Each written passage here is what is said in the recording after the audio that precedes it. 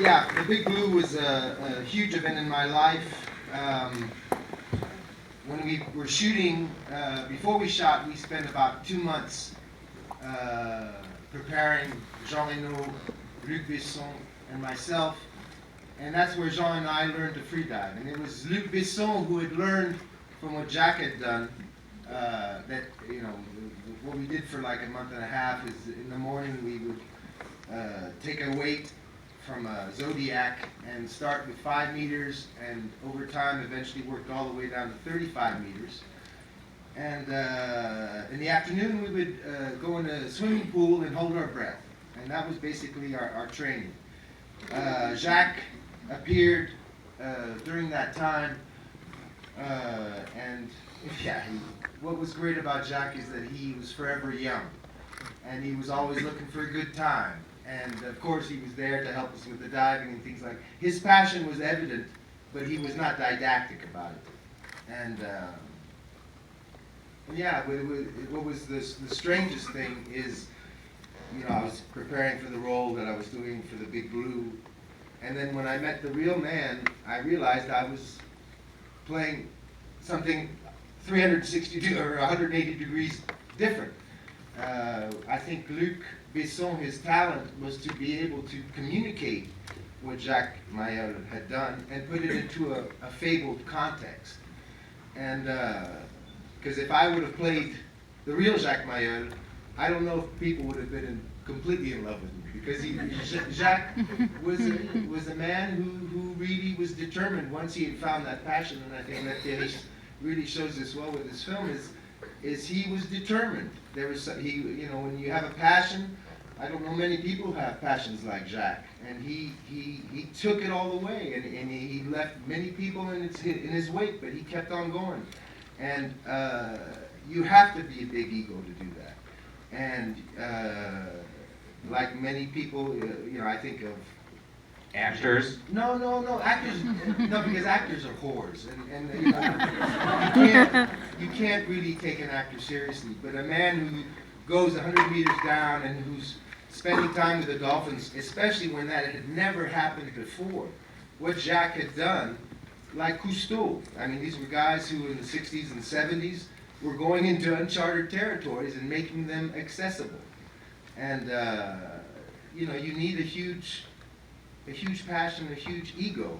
And I thought, you know, are people going to really believe me as Jacques Mayol? Because I was basically playing something that was a simplified, fabled character version. And I think why the Big Blue worked, and why this film is important, is that Besson took that love of the sea, what Mayol was trying to do with his diving, and he put it into a context that people could understand, and it was through innocence.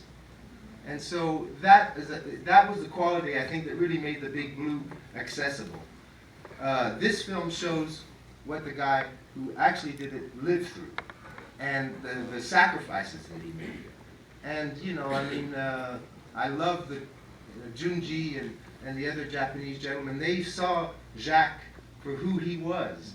Even, you know, he was an egotist. He was someone who was not easy to live with, but he had this passion, and what he was communicating, that relationship, like he said just in the end, there's 2 things that we should learn in life, and that is to learn how to love, and also how to balance ourselves with nature.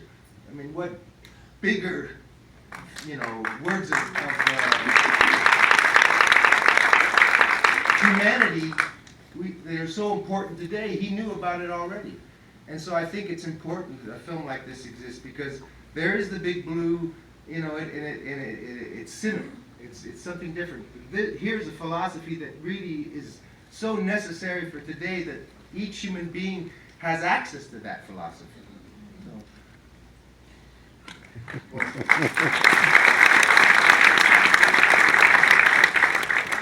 We see in this film that the Big Blue for Jacques was a complicated thing when it became, you know, when you became sort of identified with him.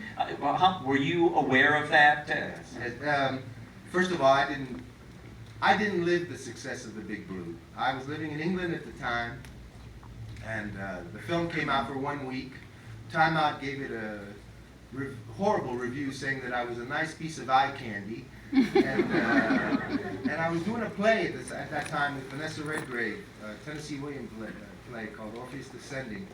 And we'd been doing the play for 2 or 3 months, and I'd been told that the film was a success. But essentially, when you haven't made a success, it's very abstract.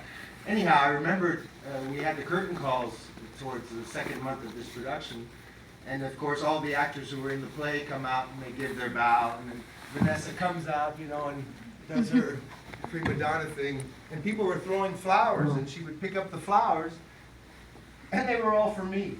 and they were French people who had come, who were already fans.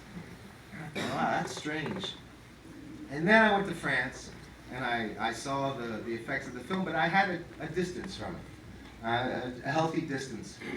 However, I had met Jack, and after the film, we became, I think, close. We met. He'd come to my house for dinner. We'd meet at different festivals, and we really hit it off. And I knew, a man with that ego, seeing that, all of a sudden, the big Bleu, Luc Besson, and myself and Jean Reno were getting all the attention. And to really put it, to explain it in a better way, after he committed suicide, I talked to him 2 weeks before. I could tell that things were not right, and I didn't know what to do. Anyhow, I got the information that he had committed suicide, and a couple days later, a very famous Chilean director called Raúl Ruiz called me, and I answered the phone. He said, "Jean-Marc, you're not dead." I said, "What are you talking about?"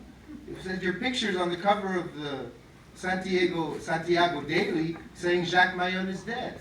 And I thought, fuck, The film had completely eclipsed his identity. Mm-hmm. And for him, that was, that was the worst thing that you could possibly happen to a huge ego like him, who lives around his aura, and I think that was really tough. And that's why I participated in this film. Lefthierry, first of all, he came to interview me, and we enjoyed the work together, and then he called me later to see if I could do the narration. And I thought, this is at least one way that I can pay this gentleman back for the huge gift that he gave me.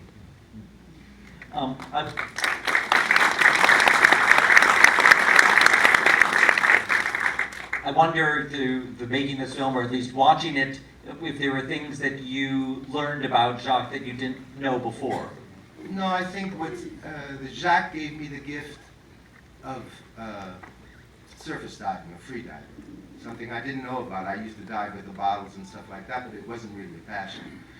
To be able to, like we did in the film, go down to 30, 35, 40 meters, to hold on to that rope and be in complete touch with your own insignificance, your nothing. To repeat that ritual, to, even now at 57 years old, I did it just last summer, to go and dive where you can see maybe 10, 15 meters down, and be at one with the calm that you need to dive, and be part of the water. That, first of all, for me, was a great gift, because it calms my soul. It calms my spirit. It makes me in touch with my insignificance, which is, for an actor, very good. And also, the difference also, I was diving off of southern Italy, and we went to Stromboli, which is an island, volcanic island. And one day, a friend of mine took me onto the side where the face of the volcano is. And so it's straight 1,000 meters down into the depths. And we went on the boat, and I jumped off into the water. I put the glasses on, and it was like looking down over the World Trade Center. You could just feel the call to jump. And that feeling, I said, "Don't give me the fins, I'm not going to come back up." Really, there's something about the call of the sea that links us all. and it makes me feel my humanity, my humanity, because we are nothing. And that call to go back to that nothing and just be nothing is so strong. And it's so enriching for the spirit. Touche. Bravo. Well said. Let me bring another guest down, the maker of this documentary, Lefteris Haritos. Lefteris, can you come on down?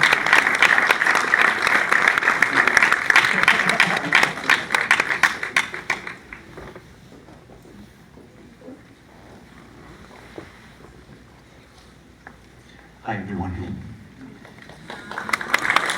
Thank you very much. So Lefteris, what was it that drew you to telling this story? It's actually not the usual director answer. I was very passionate about the sea and the subject. I was actually asked to direct this film.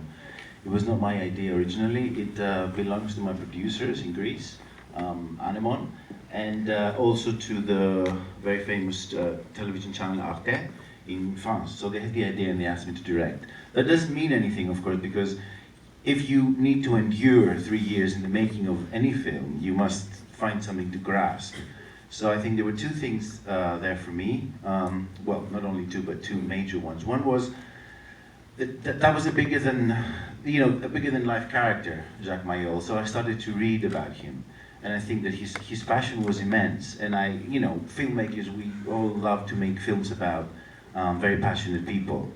That was one thing, and the other, I think, is meeting all the people, some of whom are here with us tonight, and finding who the real Jacques Mayol was. Because like Jean-Marc, I thought the Big Blue was the real thing, but you realize from like interview number 1 that the Big Blue has nothing to do with Jacques Mayol. So that intrigued me to actually dig deep and find who the real Jacques Mayol is. And can you talk about, he is such a complex character. What were some of the challenges for you to navigate that? Well, I think the balance between the good guy and the bad guy, between the spirit and the body. I think the best thing about Jacques' life is that it's a perfect embodiment of what we say, the fight between the spirit and the body. And I think his life was full of that, because as some people told us, he was a different man under the sea and a different man above the sea. And I think we're all like that, and we all have a special self that we don't like to reveal, and we keep them, in our inner rooms. And I think the depths of the sea was Jacques' own place. He felt natural under the water, and I thought that was fascinating, and kept me going forever. And of course, there's a big question of, when you do exactly what you want in your life, and it seems like Jacques did exactly what he wanted, no matter what regrets he had at the end. He did, he lived a full life. So what happens when you're really happy and you come to the end of your life? What happens then? And that was another question that kept me going for a long time. I'd love to open this up to the audience. If we could bring up the house lights, and if you have a question, raise your hand, and I'll call on you. While we're doing that, Jean-Marc, what do you think is the legacy of Jacques Mayol?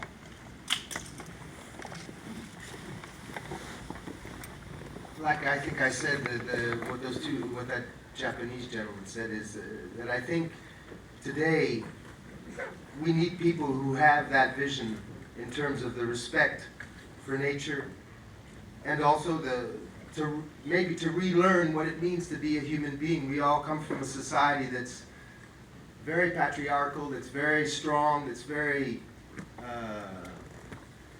that sometimes doesn't have the tenderness nor the openness to be open to nature. And I think that Jacques was way ahead of his time in that kind of sensitivity and in that kind of respect. I think maybe Jacques Cousteau was a different character. He was maybe exploiting it. He didn't have problem killing the fish and things like that. But I think he also was an explorer. And Jacques was one of the first explorers. I mean, I was living in San Diego at the time, and I remember in the 70s, some of my high school friends were working at SeaWorld, and so they were actually training some of these dolphins and orcas, and they had no experience at all, because it was still a very, very new kind of science. And So I think that Jacques has a legacy. It's really how to approach the 21st century and change our consciousness, really change our consciousness. And at least we have figures like him and others in the past that make us realize that being a human being demands that sacrifice. Maybe owning a house and a car and things like that is important, but this is equally important, just as important.